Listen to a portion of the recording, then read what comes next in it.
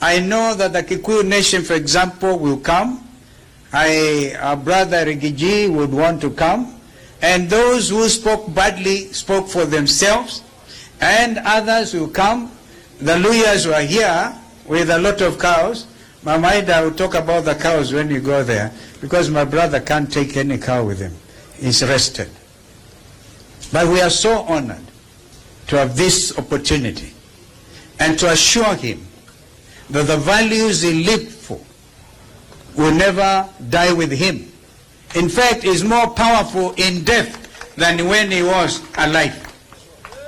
Raila Odinga will be more powerful in death, I repeat, than when he was alive.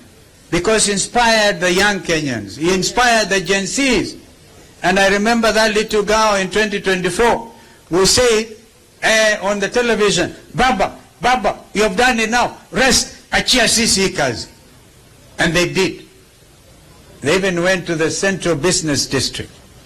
And the history of this country cannot be written without a prominence of place being given to our brother Raila Amolo Odinga.